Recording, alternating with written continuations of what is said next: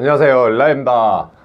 자, 오늘은 제가 요즘에 너무 바빠가지고 연말이잖아요. 그래서 뭐 행사도 많고 공연들도 많고 그래가지고 조금 정신이 없는데요. 뭐 오랜만에 이제 가게 창업, 보통 저는 클럽이나 뭐 라운지 이런 음악을 트는 장소들에 대해서 뭐 설명을 하고 있어요.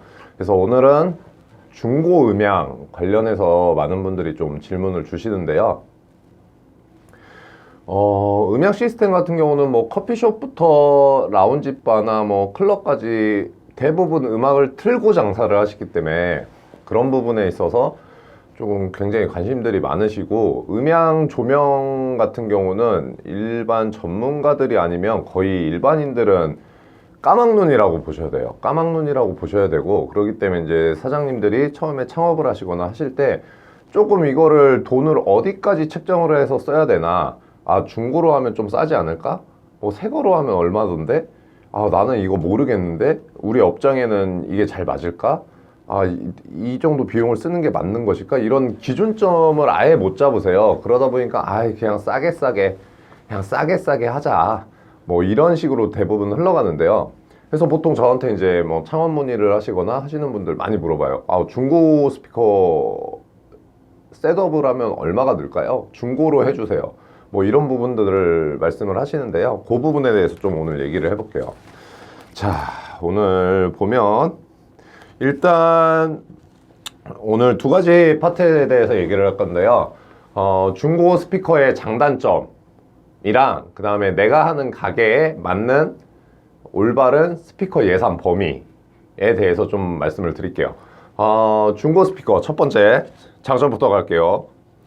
장점은 하나 있어요. 하나인데 이게 장점이자 단점이 될 수도 있어요.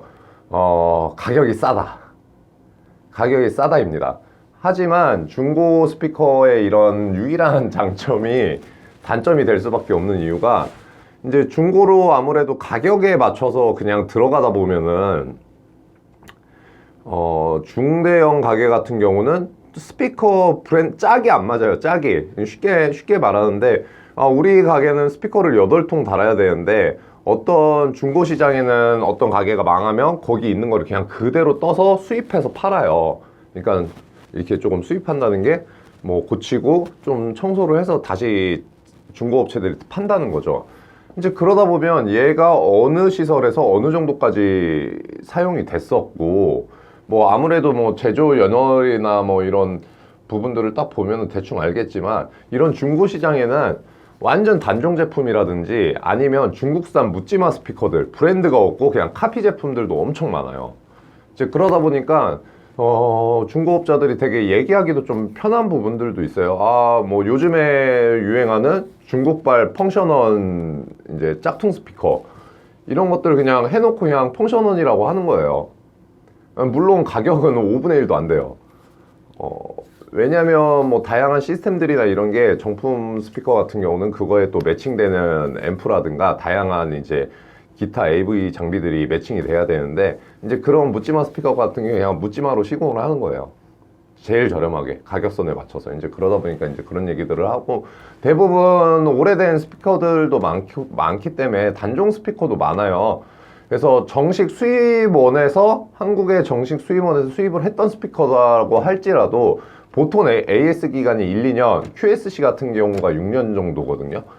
1, 2년 정도가 훨씬 지났죠. 대부분이 그런 스피커들을 가져오면. 근데 사장님들은 뭐 스피커 브랜드가 뭐 유럽 쪽부터 미국 쪽부터 뭐 일본 쪽이랑 엄청 뭐 중국산 막 묻지마 스피커부터 엄청 많아요.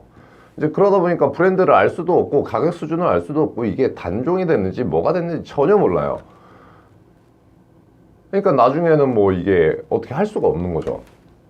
그래서 중고 스피커의 장점은 가격이 저렴한 편이다. 하지만 요게 나중에 향후에 내가 오랫동안 영업을 영위할 때에는 크게 단점으로 작용을 할 수가 있습니다.